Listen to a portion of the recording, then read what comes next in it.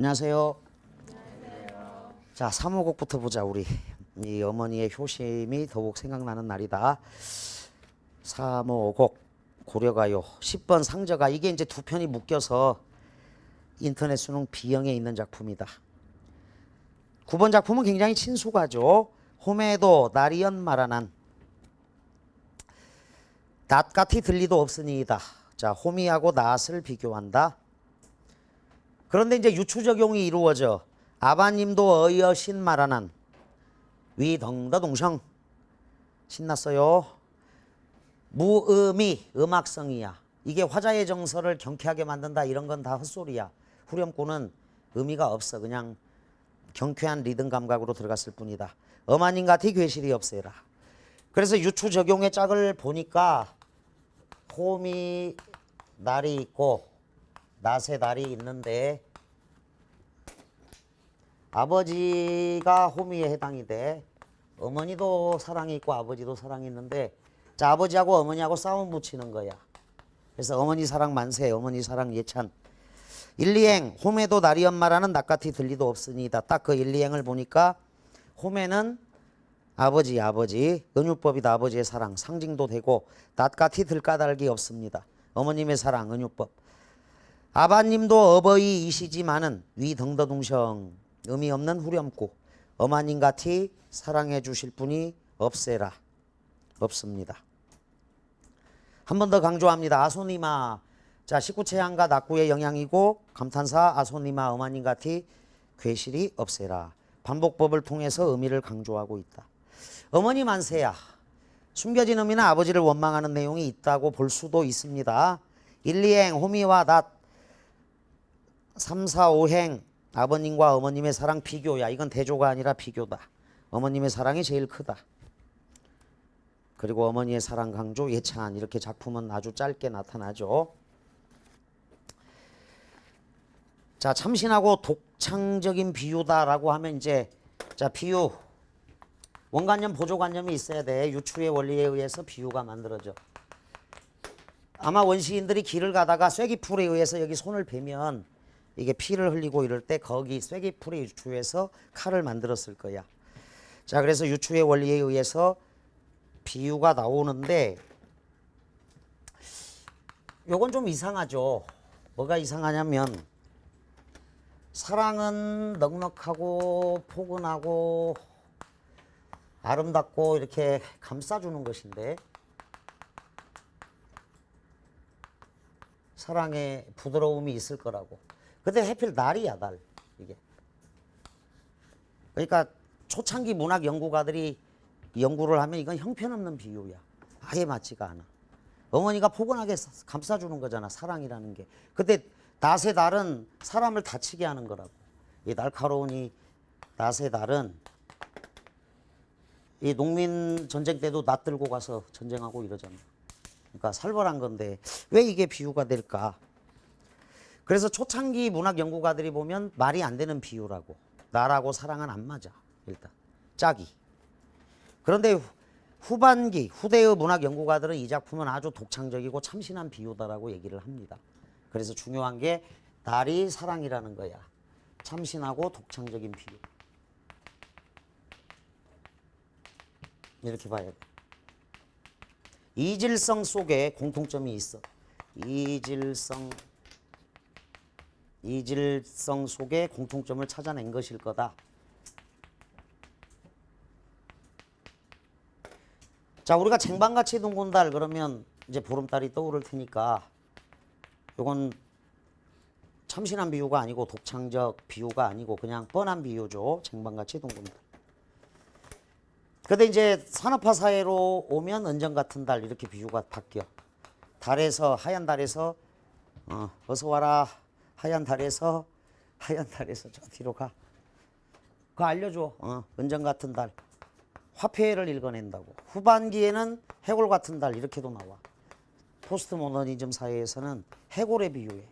그러니까 달이라는 것하고 해골하고 안 맞을 것 같은데, 은전하고도 안 맞을 것 같은데 이 비유가 통용이 되는 거야. 자, 통용이 돼. 쟁반.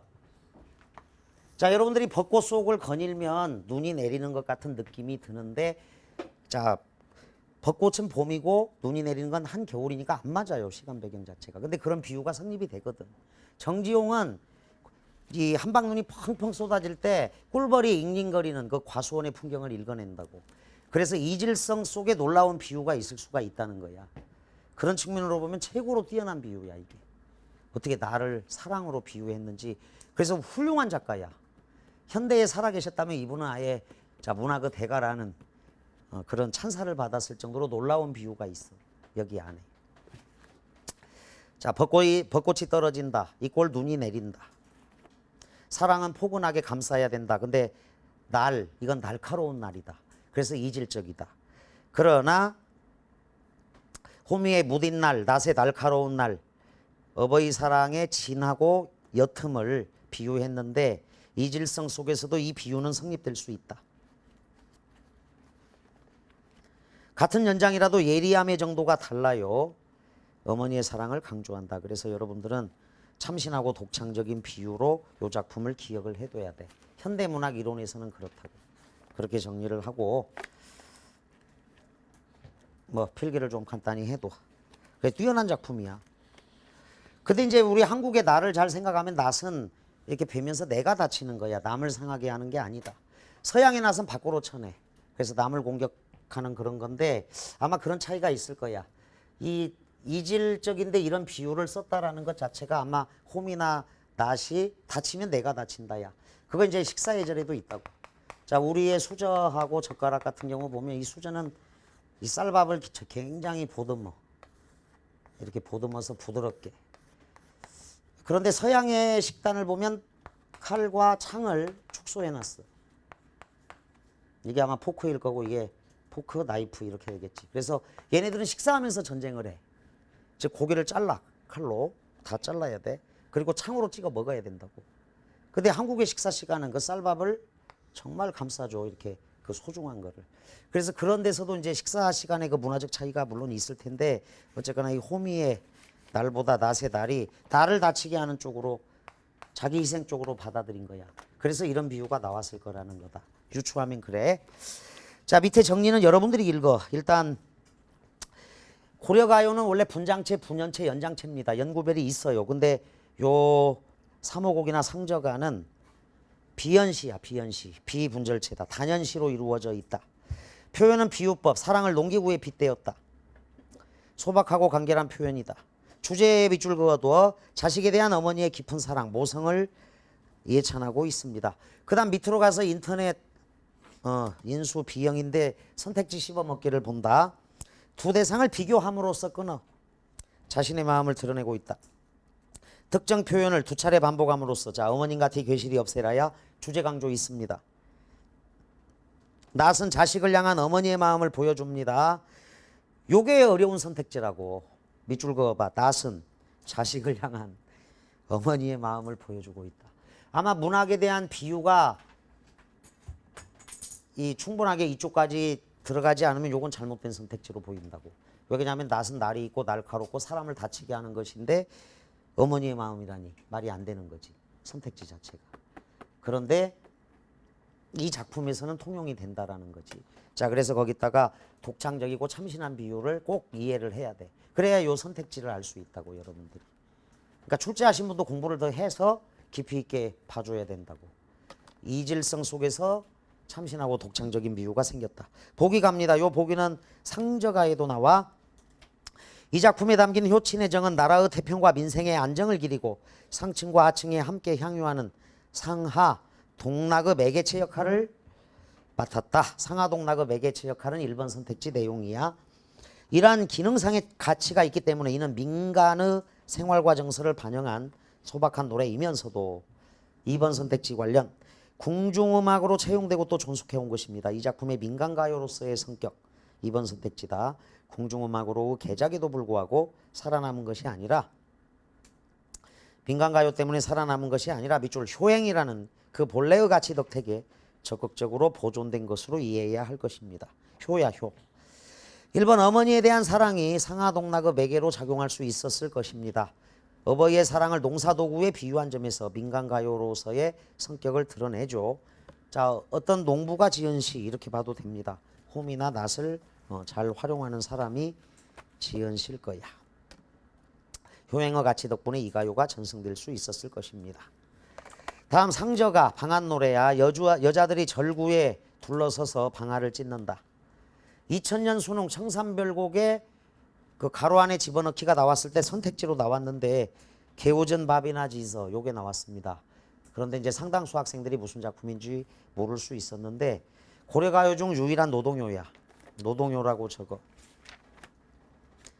덜커덩 방에나 지어서.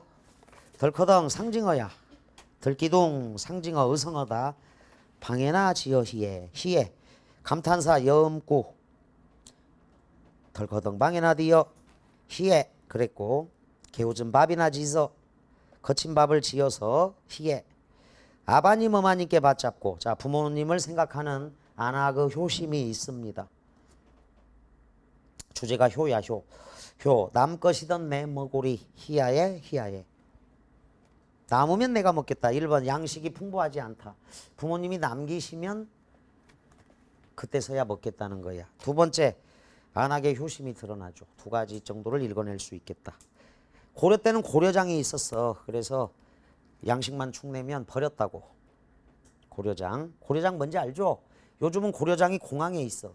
그래서 인천공항에 가면 외국에서 버린 할아버지들이 할머니들이 엄청나게 많대. 근데 그 할아버지들을 돌려보낼 수도 없어. 독일 사람 뭐 영국 사람 이런 식이거든. 지금도 있다는 거야. 자, 고려가요 중 유일한 노동요 정리해자. 양식은 풍부하지 않았고요. 늘 밥을 지었고 방해를 찧었고 남으면 내가 먹었다 라는 내용.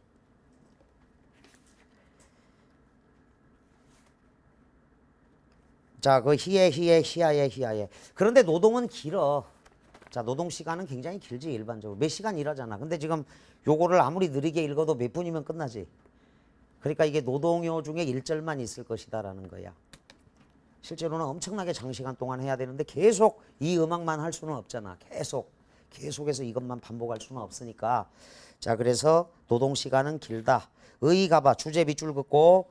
부모를 위하는 농촌 부녀자들의 소박한 요시에 밑줄 긋고.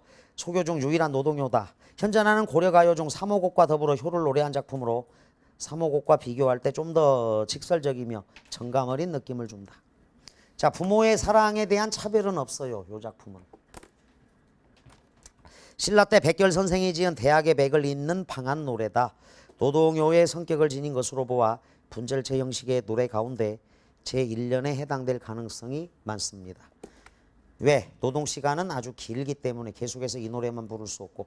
다만 이제 여러 가지 추론할 수 있는데 이게 이제 방앗 찢는 행위가 좀 남녀 상열지사로 흐를 가능성이 많아. 부녀자들 노래라서. 그래서 아마 그쪽 때문에 빠졌을 것이다 라는 추측도 있습니다. 밑에 해제는 여러분들이 읽어라. 그냥 읽어. 그냥 쭉쭉 읽으면 될 거야. 자, 선택지 씹어먹기를 보면 각 행마다 좋은 꿀을 배치하고 있습니다. 희야해야. 각 행마다 화자의 행위를 드러내고 있지요. 밥은 부모를 향한 자식의 마음을 보여주고 있습니다. 효. 보기를 참고하자. 아까 보기는 삼오곡하고 똑같았습니다. 그래서 1번 효친의 정은 부모님께 밥을 지어드리는 순박한 태도를 통해서도 엿볼 수 있습니다. 거칠은 밥이나마 부모님께 직접 방아를 찧어서 직접 지어드리고 효행어 가치 덕분에 이 가요는 전승될 수 있었을 것입니다 라는 내용이야. 자, 그래서 이거는 간단하게 짧은 작품이니까 정리가 됐는데, 뭐 고려가요는 뭐 정석가가 나올 수도 있고, 거기 그 고려가요 쪽 향가는 이제 제막매가만 나왔으니까 향가는 여러분들이 읽어도 될 거야. 가시리는 2001년도 수능. 근데 너무 뻔한 작품이고 8번의 고려처용가는 뭐 나올 가능성은 높지는 않아요. 근데 신라향가 처용가랑 비교하는 문제가 나온다. 그래서 4번 작품하고 8번 작품을 같이 화살표를 해서 4번에다가 8번 작품, 8번에다가 4번 작품 이렇게 적어둬. 다만 이제 고려처용가가 의미가 있는 건 요 작품 덕분에 향가 해독의 길이 열렸다는 거야. 일제시대 때 삼국유사의 향가가 해독이 안 돼 있었는데 소창진평이라는 일본 사람이 먼저 향가를 번역해서 우리나라 학계가 굉장한 충격을 받았다고. 우리 노래인데 일본 사람이 번역을 시도해가지고. 그래서 양조동 박사가 그때부터 이제 향가 연구에 매진을 해서 고려 처용가가 조선시대 때까지 궁중음악으로 있었기 때문에 요거를 번역을 한 다음에 신라 처용가하고 비교하면서 향가 해독의 열쇠가 되었다는 그런 의미로는 좀 중요하다라고 할 수 있겠습니다. 자, 어쨌거나 여러분들은 고려가요에서는 자 2000년 수능 청산별곡 12번 작품은 A형은 출제 2순위 정도는 돼. 이게 출제 2순위 정도는 된다. 청산별곡은 전체를 공부해도. 다음 11번 작품 서경별곡 B형 학생들도 만약 고려가요가 나온다면, 전문가가 나온다면 요것도 2순위 정도 된다라고 적어도. 자, 그 다음에 정서의 정과정은 0309에 나왔다. 요거는 이제 만원사하고 관련이 되는 내용이야. 그래서 고려 때까지는 그냥 쭉쭉 넘어가도 됩니다. 자, 문제는 이제 시조부터인데 올해 그 B형을 본다면 연시조가 나올 가능성이 높아. 그리고 A형을 고려한다면 이제 뭐 가사 단독으로 갈 수도 있겠는데, 일단은 연시조 들어가기 전에 송순의 작품이 첫 작품이라서 21쪽에 23번을 펴봐. 뭐 어려운 시는 아니니까. 거기다가 39번 작품이라고 적어. 똑같은 송순의 면왕정 잡가 요게 있는데 이것까지 같이 진행하겠습니다. AB 공통이야. 23번은 자, 수능 완성 실전에 있습니다. 풍상 섞어친 날에 풍상에다가 세목골을 친다. 가피연한 황국화를 자, 황국화 동그라미 치고 풍상과 한국화가 대비가 되죠. 그러니까 고전 시가나 특히 그 현대시 쪽에서는 일단 시간이 부족한 건 알 테니까 이렇게 공부 접근해 가는 게 가장 좋아. 시간을 단축할 수 있어. 그냥 긍정 대 부정으로 보는 게 가장 보편적으로 시를 쉽게 접근해 가는 방법이다. 문맥으로 판단해야 되겠지만 풍상에다 세목골, 황국화를 더욱 돋보이게 하는데 대조죠. 대비적인 이미지야. 바람과 서리가 섞어친 날에 가피연한 황국화를 금화분에 가득 담아 옥당에 보내셨다. 임금님께서 홍문관에 보냈습니다. 도리야 꽃인 양 마라. 도리 세목골 치고 쉽게 변하는 신하 변절자죠. 님의 뜻을 알게라. 님의 뜻 동그라미. 국화를 보낸 임금님의 뜻인데 지조 있는 신하가 되어라. 뭐 이 정도 의미가 됩니다. 자, 명종대왕이 보냈어요. 그리고 시조를 써서 노래를 지어서 바쳐라 이랬는데 아무도 작품을 못 지어. 근데 그때 송순 선생님이 숙직을 하고 있었다. 그래서 이분이 쓴 시조야. 자, 임금님께서 상으로부터 특별히 하사하셨다. 황곡을 옥당에 그 노래야. 그럼 제목이 있는 노래야. 이거는 자상특사 황곡옥당가라고 한다. 자, 주제 고고한 절개를 지키는 삶의 가치. 자, 근데 그 도리하고 비교하는 건 B형 학생들은 봉선화가에서도 도리랑 비교를 해. 여기는 이제 국화하고 도리가 비교가 되는데 복숭아꽃, 오야꽃 이게 다시 봉선화하고 비교가 됩니다. 대조가 돼. 봉선화가는 저 뒤에 있지만 복숭아꽃이 이와 도리가 떨어지면 아무도 슬퍼하지 않아. 근데 봉숭아가 떨어지니까 여인네들이 슬퍼해주고 도리는 사라지지만 봉선화는 여기 손톱에 남아 있어요. 그래서 그 봉선화를 위로하는. 그래서 도리하고 반대되는 건 봉선화가에도 있다라고 정리를 해도. 주제 밑에 해제봐. 이 시조에서 국화와 도리는 대조적 관념의 전통적 소재입니다. 황국화는 풍상을 극복하고 피어난 꽃으로 역경에서도 절개와 지조를 지키는 군자를 상징합니다. 이에 반하여 도리는 그 꽃이 봄에 잠깐 피었다 지는데 이런 생태 때문에 절개나 지조가 없는 인간을 상징하게 되었던 거죠.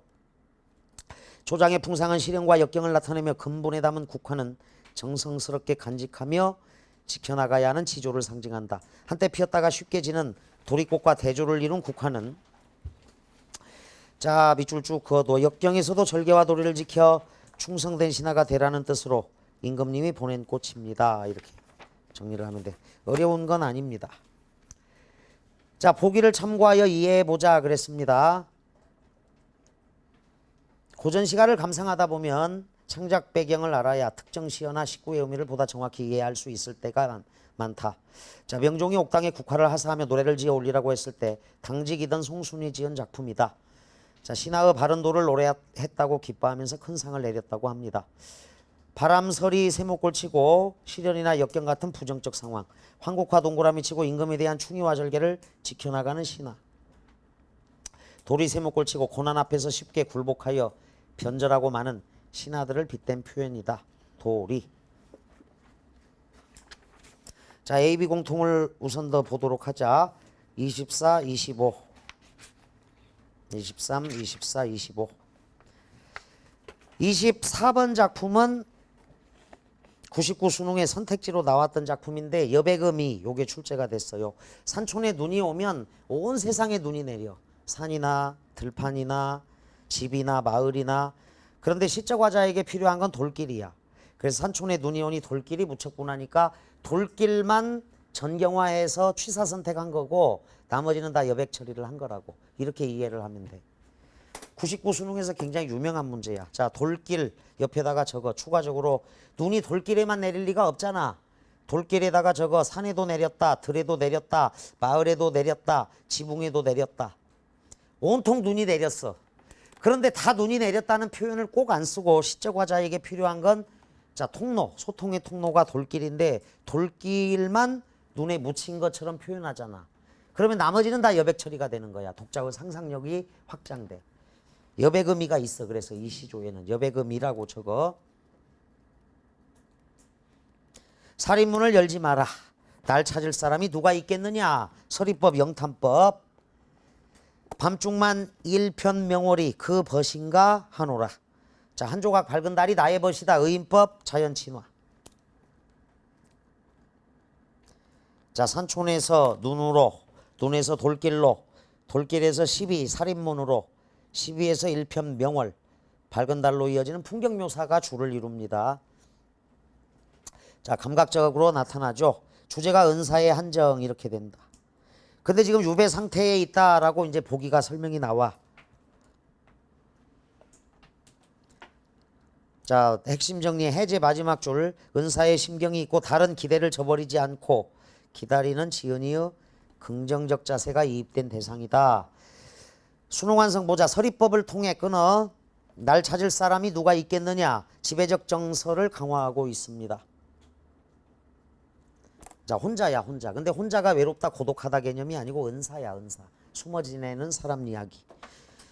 보기를 먼저 읽어보자. 고전 시가를 감상하다 보면 작품의 역시 창작 배경을 알아야 되죠. 그러니까 요것도 23번 시조랑 같이 출제가 된 거야. 송순의 자상특사 황국옥당가랑 보기가 똑같다 연결을 해도. 그런데 이제 요 작품은 저 밑에 유배당했을 때 유배지인 춘천에서 지은 것으로 추정이 되는데 유배지 세목골 쳐두고 따라서 바로 위로 올라가서 보기를 참고하여 이해할 때 돌길은 자신이 자연에 묻혀 살고 있는 유배지와 정치적 세력 다툼이 벌어지는 속세. 1613년 개축 옥사 당시 당파 싸움이죠. 그 속세 사이에 연결 통로이다 그랬어. 연결 통로 플러스 단절 차단 이렇게 적어. 시적화자는 지금 산촌에 눈이 와서 돌길이 묻혀 있다. 단절과 차단의 의미도 있습니다. 라고 정리를 한다. 다음 이계의 시조. AB 공통이니까 본다. 방안에 현는 촉불 눌과 이별하였관대. 이별 세목골 쳐라. 중심 소재는 이별이야. 감정이입입니다. 겉으로 눈물 떨어지고. 자, 지고는 눈물 떨어지고야. 촌농이 떨어지죠. 눈물 떨어지고. 속으로는 탑니다. 심지가 타죠. 속 타는 줄 모르노라 그랬어. 애타는 마음으로 촛불에 타는 심지 흐르는 눈물. 비유가 되어 있습니다. 우리도 저 촛불 같아야 속 타는 줄 모르겠구나. 자, 이별이야 이별. 자, 그래서 그 이계는 사육신 중에 한 분이니까 핵심 정리 보면 사육신의 절이가다. 자, 주제 단종과의 이별의 슬픔 이렇게 밑줄을 그어둬. 단종과의 이별의 슬픔이다. 2016 대비 수완. 촛불은 화자가 동일시하는 대상입니다. 자, 2016 대비 수특. 화자와 심리적으로 가까운 인물을 떠올려서 애틋함을 드러내고 있죠. 거기 구체적으로는 안 나와. 눌과 이별하였관대야. 누구야 누구. 화자와 심리적으로 가까운 인물에다가 누구. 지금 누군가와 이별을 한 거죠. 애틋함을 드러냅니다. 감정이입을 활용하여 정서를 완곡하게 표현하며 촛불의 감정이입, 사음보의 율격을 지킨 것은 자, 우아한 기품과 균형을 보여주는 작품으로 이해할 수 있다. 자, 우선 A형, B형 넘어가고 저 뒤에 38번 작품 A, B 공통을 진행하겠다. 38번. 자, 작년에도 EBS에 있었는데 요거는 황희정승의 시조. 대추의 볼따구야. 그래서 사람 흉내를 냈어요. 대초볼 붉은 골짜기에 밤은 어이 떨어지며 벼벤 그루터기에 개난 어이 날이 난고. 자, 민물개야 민물개. 가을의 풍요로움이 있죠. 술릭자 마침 때마침 최장사 돌아가니 술을 걸러야 돼. 그래서 아니 먹고 어이리. 자, 먹겠다는 의지가 있습니다. 농촌 생활에서 느끼는 풍류가 있다.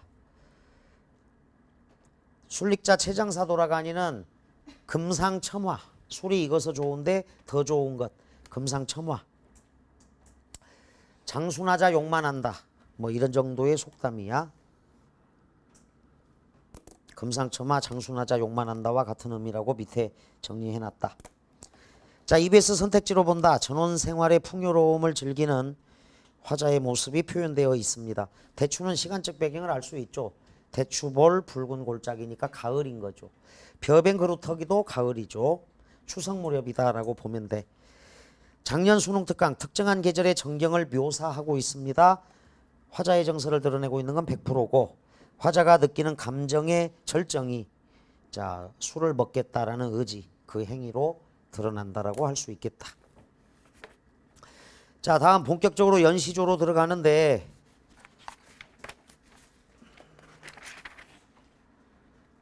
(42번) 작품이 출제 1순위라고 했습니다. 올해 42번 작품이. 그것도 A, B 공통. 그 전에 39번 작품을 먼저 빨리 보자. 면항정 잡가. 자, 시조는 따로 잡가라고 별칭을 갖고 있습니다. 추월산 가는 바람 금성산 넘어갈 때 면항정가에 나오는 산이야. 추월산 머리 짚고 이렇게. 추월산 가는 바람 금성산 넘어갈 때 구체적인 산 이름은 현실감을 준다. 들판 너머 정자 위에, 이 정자가 면항정이야. 들판 너머 정자 위에 잠 못 이루어 깨었으니, 잠을 깬 사람은 화자가 깬 거야. 일어나 앉아맞은 기쁜 정. 자, 일어나 앉아맞은 기쁜 정이야. 옛 임을 본 듯하여라. 옛 임에다가 하트를 해줘. 옛 임이야. 자, 의인법이다. 일어나 앉아맞은 기쁜 정. 바람을 맞이하는 기쁜 정. 옛날 님을 본 듯 반갑구나.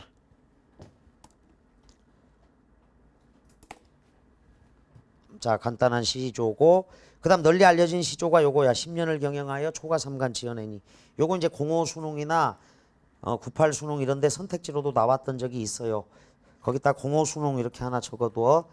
10년을 경영해서 초가 삼간을 지어냈습니다. 초려 삼간. 나 한 칸 달 한 칸에 바람 한 칸 맡겨두고 자연을 가족처럼 여기고 있다. 이렇게 정리하자. 자연을 가족처럼 여긴다. 자연과 동화된 삶. 무라일체야, 무라일체. 자, 초장중장은 근경이야, 근경. 강산은 드릴 데가 없으니 둘러두고 보리라. 강산 원경입니다. 둘러두고 보리라. 자, 병풍 역할을 하고 있는 게 강산이야. 쭉 둘러두고 보는 거니까 병풍처럼 주변을 둘러주는 거죠. 둘러두고 보리라에다가 병풍 역할이라고 적어. 자연과 동화된 삶, 무라일체다. 근경이라고 적고. 원경이죠. 참 여기는 초장중장이 근경에 가깝다. 자, 널리 알려진 시조고 EBS 선택지 씹어먹기를 보자. 자연친화적 태도 당연하죠. 자, 면항정 잡가는 이수로 이루어진 연시조다. 면항정 건립 직후의 작품으로 알려져 있다. 이 무렵 작가는 권신들의 미움을 사서 파직을 당했습니다. 고향으로 내려와 신비여 년 전에 구입한 땅에 면왕정을 지었다고 알려져 있네요. 면왕정 동그라미 치고 요게 이제 2번 선택지인데 10년을 경영하여 이 초려 삼간이 결국은 면왕정인 건데 실제로 초가집은 아닙니다. 기와집이죠. 그 면왕정은 불을 뗄 수 있어 겨울에도. 그래서 마음만 먹으면 사람이 겨울에도 살 수 있습니다. 따라서 이 시조에는 낙향한 후에 면왕정을 건립하고 나서의 정서가 드러나 있는 것으로 볼 수 있다.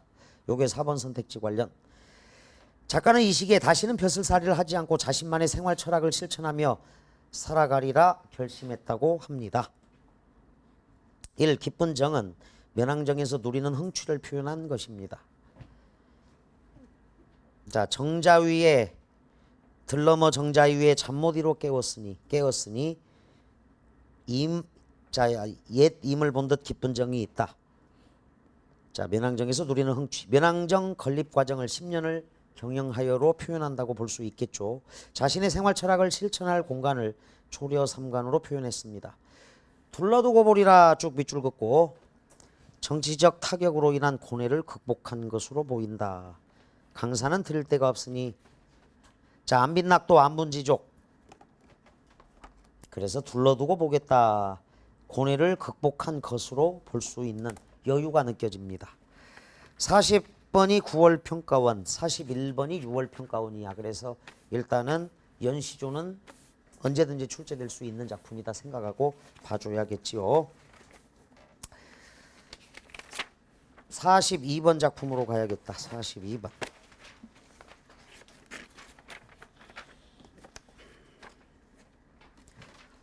자, 이것까지는 하자. 일단 요거는 2000년 수능하고 2014 수능, 2014 예비 수능에 나왔을 때 어려웠어요. 다 문제가. 전체 뭐 40수나 되고 그러는데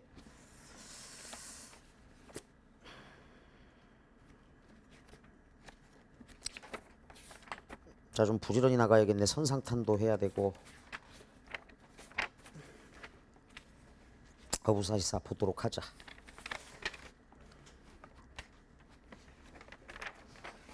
그 40수 전체를 수업을 한번 해봤어. 노량진에서. 그런데 한 3시간 걸리더라고. 그 관동별곡길이하고 비슷해. 관동별곡이 47편의 시조라면 요거는 40수인데 상당히 졸아요. 어쩔 수 없어 그거는. 그래서 여기 나와 있는 것만, 올해 EBS에 있는 것만 뽑아서 공부를 해주면 된다. 자, 진하게 있는 데가 아마 요게 수능 완성에 나온 거고 옅게 나온 게 이제 또 인터넷 수능에 있으니까 같이 좀 봐야겠다. 자, 춘사 제1수부터 앞 강변에 안개가 걷히고 뒷산에 해가 비친다. 제1수야. 제1수. 뱉더라 뱉더라. 자, 배를 띄워라 배를 띄워라. 40수 중에 제1수에는 늘 이게 나와. 앞강변에 안개가 걷히는군요. 자, 아침이 되었다. 밤물은 거의 디고 난물이 밀려온다. 밀어온다. 자, 밀물이 밀려온다. 썰물이 물러가고 밀물로 변한다. 자, 초장에다가 맑은 봄날의 아침이라고 볼 수 있어. 맑은 봄날의 아침. 앞 갯벌에 안개가 걷히는 거야. 앞 개울, 앞 강변. 뒷산에 해가 비치고 맑은 봄날의 아침. 썰물이 빠지고 밀물이 들어온다. 찌거덩 찌거덩 어여차 후렴구 노젓는 소리야. 이게 이제 고려가요의 특징을 이어받았습니다. 배 띄워라 배 띄워라. 출발하죠. 강촌의 온갖 꽃이 먼 빛이 더욱 좋다 그랬어. 백화만발 온갖 꽃이 피었네. 자, 꽃이 만발한 강촌 풍경이 아름답다. 뭐 이 정도 의미가 있겠습니다. 춘사 제2수다. 자, 날이 덥도다. 물 위에 고기 떴다. 자, 수면 위로 물고기가 떠오르는 봄날의 전경. 수면 위로 물고기가 떠오르고 있습니다. 다 떨어라 다 떨어라. 권유 형태, 청유 형태야. 닷 들어라, 닷 들어라. 이제 들어라. 배를 띄웠고요. 닷을 들어 올립니다. 갈매기 둘씩 셋씩 오락가락 하는구나. 어촌의 한가로운 풍경 묘사. 어촌의 한가로운 풍경 묘사. 갈매기 둘씩 셋씩 오락가락 하는구나. 찌거덩 찌거덩 여차. 낚싯대는 쥐어 있다. 탁주병 실었느냐. 자, 막걸리야 풍류적 태도가 있다. 출항을 준비하는 상황. 이렇게 정리해야겠네. 출항을 준비하는 상황. 그래서 닷 들어라 하고 맞습니다. 자, 제4수로 가보자. 가장 유명한 널리 알려진 작품이야. 우는 것이 뻐꾸기까. 자, 청각적 심상. 푸른 것이 버들숲까. 시각적 심상. 자, 우는 것이 뻐꾸기가 울어. 움직임이 있는 것처럼 보이죠. 동적 이미지. 푸른 것은 버들숲인가. 정적 이미지. 어촌 두어집이 안개 속에 나락들락. 자, 원경으로 바라보고 있다. 초장 중장은 원경. 평화로운 마을의 봄 풍경이야. 우는 것이 뻐꾸기인가 푸른 것이 버들숲인가. 평화로운 마을의 봄 풍경. 찌거덩 찌거덩 여차. 빨간 깊은 연못에 온갖 고기 뛰노는구나. 생동감, 역동적 이미지. 활기찬 정서가 있어요. 맑은 깊은 소에 온갖 물고기가 뛰어논다. 근경으로 보고 있다. 근경. 자, 초장 중장 원경. 종장은 근경으로 정리하자. 춘사 제6수. 석양이 비껴시니 그만하고 돌아가자. 돛 띄어라 돛 띄어라. 자, 돛 내려라 돛 내려라. 돛 띄어라 돛 띄어라. 야 안류 경환한. 자, 안류 언덕의 버드나무야. 언덕의 버드나무. 버드나무 류. 경화 깨끗한 꽃. 고비고비 새롭구나. 찌거덩 찌거덩 여차. 삼공을 분리소냐. 삼공을 부러워하겠느냐. 서리법이라고 딱 적어놔. 삼정승을 부러워하겠느냐. 만사를 생각하겠느냐. 인간만사야. 세목골. 세상의 온갖 일들을 생각하겠느냐. 아니다. 서리법. 어촌에서의 삶의 즐거움으로 속세를 잇고 있습니다. 속세를 잇고 있다. 어촌에서의 삶의 즐거움으로 속세를 잇고 있는 생활. 자, 안류 해안가 버드나무. 경화는 이제 해당화라고 하면 돼. 바닷가의 꽃이야. 해당화 깨끗한 꽃이다. 자, 그 다음 제8수로 가겠습니다. 취하여 누워있다가. 자, 술에 취하여 아까 그 탕류병 챙겼죠. 탁주병. 취하여 누워있다가 여울 아래 나리려다. 자, 여울 아래 내려가련다야. 배를 메여라 배를 메여라. 8수 정도 되면 아까 1수에서 배 띄워라 배 띄워라. 이제 8수가 되면 배 메여라 배 메여라. 이제 추락 나갔다가 끝난 거죠. 돌아와서 낙홍이 흘러오니. 빨간 꽃 뭐 복숭아꽃 같은 거야. 낙홍이 흘러오니 복숭아꽃이 흘러오니 도원이 가깝구나. 무릉도원 이상향이죠. 찌거덩 찌거덩 여차. 인세홍진이. 인세홍진 세목골. 얼마나 가렸느냐. 자, 화자가 거리를 두려고 합니다. 인세홍진 세목골.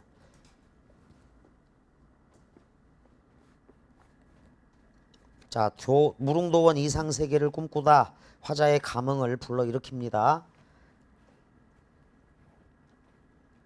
인세홍진이 얼마나 가렸느냐. 붉은 티끌로 세속의 어려움이고. 자, 속세를 떠난 자연에서의 삶의 만족감이 있다. 여기 아까 삼공, 만사, 그 다음에 인세홍진은 다 비슷한 말들이야. 전부 다. 춘사제 10수로 갑니다. 내일이 또 없겠느냐. 봄밤이. 자, 몇 더 세리. 봄밤이 얼마 만에 세리. 얼마 남지 않은 봄밤을 즐기기 위해서 또 내일을 기약한다. 배 붙여라 배 붙여라. 자, 낚싯대로 막대를 삼고. 이 사람은 직업으로 어부가 아니기 때문에 낚싯대로 막대기를 삼고 시비를 찾아보자. 살인문을 찾아가자. 낚싯대가 지팡이 역할을 하죠. 지국총 지국총 어사와 어부생애난 이렁구리 디넬로다. 이럭저럭 지내노라. 안분지족 안빈낙도. 사입이 어부야. 풍류가 중요한 어부의 생애. 어부 삶의 만족감. 이렇게 정리하면 돼. 그래서 봄이 좀 풍요하게 나왔고요. 하사 제2수. 연잎에 밥 사두고 반찬을 한 장만 마라. 자, 소박한 생활이다. 안분지족이야. 단사표음 한 도시락밥 한 표주박 물이야.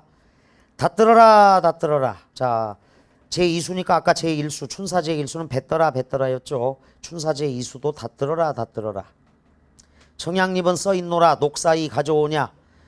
자, 소박한 옷차림이야. 삿갓 청양잎. 도롱이가 녹사이 지국총 지국총을 사와. 무심한 백구는 내존난가 제존난가. 자, 욕심없는 갈매기는 내가, 자, 갈매기가 나를 따르는 것인가 내가 갈매기를 따르는 것인가. 불화일체 물심일려 자연친화라고 정리하면 된다. 자, 여름은 제2수만 나와 있어요. 여름철 제2수. 백구 화자가 심적으로 가깝게 느끼는 대상이야. 여기 백구하고 저 밑에 동사 8에 솔이 있어. 화자가 심리적으로 가깝게 느끼고 있습니다.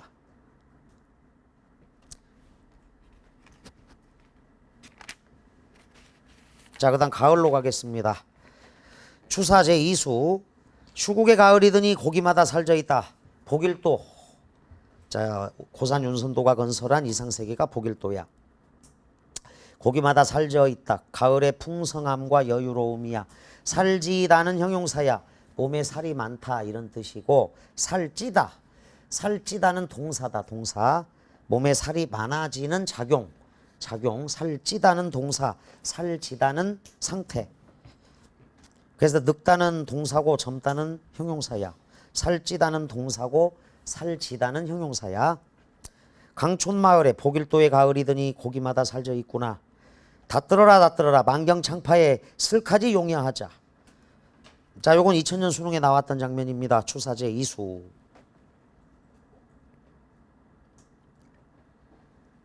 자, 한가롭고 흥겹게 여유롭게 즐기자야. 실컷 용여하자. 지국총 지국총을 사와. 인간 세모꼴. 인간을 돌아보니 뭐도록 더욱 좋구나. 자, 인간 세상과 거리를 두려는 마음. 인간 속세. 세모꼴 딱 쳐둔다. 속세의 시시비비와 절연하고 무궁한 내면의 자유를 누리고 싶어하는 화자를 만날 수가 있다. 속세와 절연하고 무궁한 내면의 자유를 누리고 싶어하는 화자를 읽어낼 수 있어. 추사 제2수입니다. 동사 제8수로 간다. 물가의 외로운 솔. 자, 시적 화자 자기 자신을 표상하는데 자부심이 있습니다. 물가의 외로운 솔 혼자의 씩씩한 곳. 씩씩하게 서 있는가. 뱀에여라 뱀에여라. 먼 구름 하나지 마라. 세상을 가리운다. 세상도 세목골쳐. 먼 구름은 자, 단절 차단의 역할이야. 파량성을 염치 마라. 파량성 내목한 딘헌. 딘헌을 막는 또다. 딘헌 세목골. 속세에 대한 부정적 인식이 바탕에 깔려 있어요. 진혼은 저 앞에 있는 진혼은 저 앞에 있는 인세홍진하고 똑같아. 인세홍진은 춘사 제8수에 있습니다. 자, 솔은 화자가 심적으로 가깝게 느끼는 대상이다. 그리고 자신의 삶에 대한 자부심이 있고, 세상과 딘헌은 거리를 두려고 하는 곳인데 차단벽이 존재합니다. 자, 여기가 이제 공간의 대비가 분명하기 때문에 작년 2014년 4월 교육청 AB 공통인데, 원래 이제 이 문제 모방은 자, 거기다 적자 2014 AB 공통 40번 문제가 상춘곡.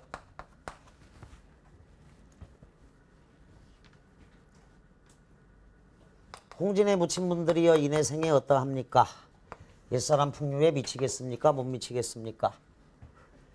자, 살림에 묻혀 이셔 지극한 즐거움이야. 풍을 주인이고 송족 우룰리에 풍을 주인 되었어라. 요게 이제 어부사시사로 가면 이제 차단벽이 있는데, 지금 여기는 삼공이 나오고 인간만사가 나와. 인간만사. 그 다음에 인세홍진이 나오죠. 인세홍진. 그리고 세상이 나옵니다. 그리고 진헌, 딘헌이 나와. 진헌. 자, 그래서 한 방에 이런 시 종류에서 나오는 것들 정리해. 홍진, 미진, 풍진, 티끌진자야 다 진세가 돼. 이 진세가 여기서는 이제 진혼으로 나오는 거지. 세상도 마찬가지. 인간, 면왕정가에는 인간이 나온다. 불교 용어로는 사바세계 속세라고 하고 도교 용어로는 하계야 하계.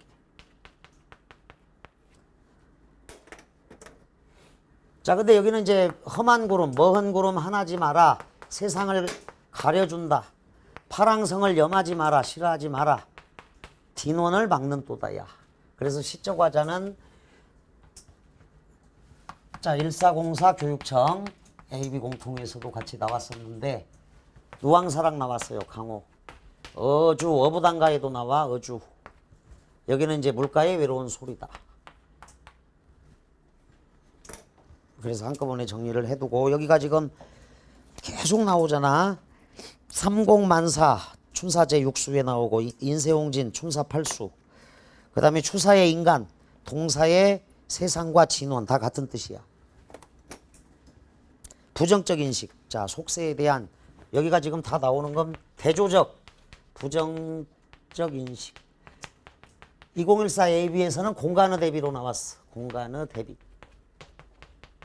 늘 나오던 문제. 자 공간의 대비. 근데 작년에 되게 많이 틀렸어요. 고3들 교육청. 저 문제가 가장 어려웠어. 누왕사랑 나온 저 문제가 수능을 모방해서 낸 거야. 근데 요 작품이 활용이 됐죠. 자, 다 읽었다. 좀 길었습니다. EBS 선택지 보자. 앞개에 안개 걷고 뒷매에 해 비친다. 시간적 배경 아침이라고 딱 적어두면 되고 맑은 봄날의 아침. 맑은 봄날의 아침이야. 맑은 깊은 소에 온갖 곡이 뛰노난다. 자연의 모습 생동감 멸표 역동적 이미지로 나와. 무심한 백구는 내존난가 제존난가 자연과 하나가 된 화자의 모습은 무라일체. 먼 구름 하나지 마라. 세상을 가리운다. 속세와 거리를 두려고 하는 화자의 인식이야.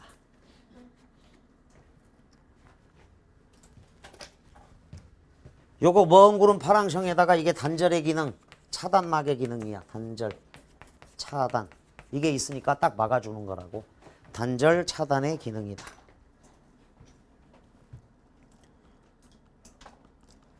자 보기 봅니다. 이 작품은 봄, 여름, 가을, 겨울에 따라 각각 10수씩 모두 40수로 이루어져 있다. 그런데 각 계절의 노래는 동일한 구조로 이루어져 있습니다. 계절별로 각 수의 초장과 중장 사이에는 출범에서 귀선까지의 과정이야. 제1수는 출범, 배 띄워라 배 띄워라. 자 10수는 이제 귀선이죠. 제10수 배 붙여라 배 붙여라 이렇게 간다. 그 후렴은 계절마다 동일한 순서로 되어 있어요. 4번 선택지. 출범은 1번 선택지. 그리고 중장과 종장 사이에는 동일한 여음이 일정하게 붙어 있는데 이는 노젓는 소리와 빗줄, 노젓는 소리와 어부의 외침 소리를 형상화한 것이다. 의성어인데 음차 문자야. 찌거덩 찌거덩 어여차를 지국총 지국총 어사화로 나타낸 것이다. 자연에서 지내는 생활의 흥겨움과 활기가 묻어납니다. 1. 춘사일은 뱉더라. 춘사일의 뱉더라는 출범의 의미죠. 이 지국총 어사화는 노젓는 소리와 어부의 소리를 나타낸 의성어, 상징어니까 생동감이야. 후렴과 여음을 제거하게 되면 시조의 3장 형식이고 후렴구 여음이 있으니까 고려 소교적 특징도 나타나. 4번 하사이와 추사이에 닷들어라라는 춘사이와 동사이에도 그대로 나타날 것입니다. 2016 대비 수완. 자 인수가자 갈매기 둘씩 셋씩 오락가락 하는구나. 춘사 제2수에 있어요. 갈매기가 날아다니는 한가로운 풍경 묘사. 어촌의 한가로운 풍경입니다. 어촌 두어집이 안개 속에 나락들락. 안개로 인해 보였다 안 보였다는 어촌의 모습을 형상화합니다. 삼공을 부러워할 소냐 서리법 영탄법. 삼공 세목골 치고 속세를 벗어난 삶에 대한 화자의 만족감입니다. 벼슬길도 부럽지 않다 이런 내용이야. 낙홍이 흘러오니 도원이 가깝도다. 자연에서의 삶이 이상향에 가깝다고 느낍니다. 도가적 이상향이 무릉도원이야. 화자의 인식을 드러냅니다. 자, 또 보기가 있다. 이 작품의 각 수는 주제를 직접 구현하는 부분, 135행과 여음구에 해당하는 부분, 2행, 4행으로 나눌 수 있다. 특히 각 수의 여음구에 해당하는 부분은 A. 배가 초랑하여 귀향하기까지의 과정을 나타낸 것, B. 노젓는 소리를 나타낸 것으로 나눌 수 있습니다. 자, A는 각 수마다 여음구의 내용에 변화를 주어 단조로움을 극복하고 있다고 볼 수 있겠네요. 자, B는 모든 수에서 동일한 여음구를 사용하여 형태적인 통일감을 주고 있다고 볼 수 있죠. 지국총, 지국총, 어사와는. A와 B는 모두 같은 시어를 반복하는 방식을 통하여 운율을 드러내고 있습니다. A와 B 모두 생략되더라도 밑줄 주제 전달에는 직접적인 영향을 주지 않습니다. 또 보기가 있습니다. 고전 시가에는 어부가 계열의 시가가 상당수 전해지고 있다. 자, 저 뒤에 46번 작품도 있어요. 이현보의 어부단가도 역시 2번 출제됐어. 여러분들 그 작년 9월에 도산 12곡이 딱 3번째 출제가 됐기 때문에 2번 나왔으니까 앞으로도 나올 수 있다라고 언제든지 생각을 해야 돼. 그래서 어부사시사를 1순위라고 하는 거야, 이 작품을. 특히 2014 예비 수능에서 나왔을 때 되게 어려웠으니까 참고를 해줘야겠는데. 자, 그 아비부자는 가짜 어부야. 거기 한자가 어부가 이랬을 때 아비부자는 가짜 어부고, 진짜 어부는 이렇게 한자를 쓴다. 지아비부자를 써야 돼. 이건 고기잡이 어부야. 근데 아비부자를 쓰면 사이비 어부야. 가짜 어부다. 여기 어부가의 가짜 어부야. 지아비부자를 쓰면 진짜 어부가 되고. 여기에 나타나는 어부는 대부분 고기를 낚아서 생계를 꾸려나가는 생활인이 아닙니다. 그냥 자연 친화. 생활인이 아니고 자연을 즐기며 흥취를 느끼는 가짜 어부. 윤선도도 어부사시사에서 속세를 떠나 강호 한정을 누리는 가어옹을 화자로 내세워 시상을 전개하고 있는 거죠. 낚싯대는 고기를 낚으며 생계를 유지하기 위한 도구가 아니라고 할 수 있다. 이 탁주병은 흥취를 즐기는 가어옹의 모습을 드러내는 소재. 뻐꾸기와 버들숲, 가어옹인 화자가 즐기고 있는 자연물. 어부생에는 강호 한정을 누리고 있는 가짜 어부의 삶을 나타내는 것. 밑에 2014 대비 인수도 있고 밑에 2013 대비 수특이 있어. 또 밑에 2013 대비 300제가 있다고. 그래서 역대 그 EBS 교재 그 선택지를 정답으로 다 정리를 했으니까 빠르게 이거는 복습 차원에서 훑어준다. 그래서 어떤 게 나와도 이 선택지가 또 재활용되는 사례가 많으니까 가볍게 공부할 수 있을 거다. 시간이 좀 많이 지났네요. 자, 연시조는 내일이나 다시 좀 살펴보고 일단 아주 중요한 작품부터 진행합니다. 칠판지 요거 가사로 들어가겠습니다.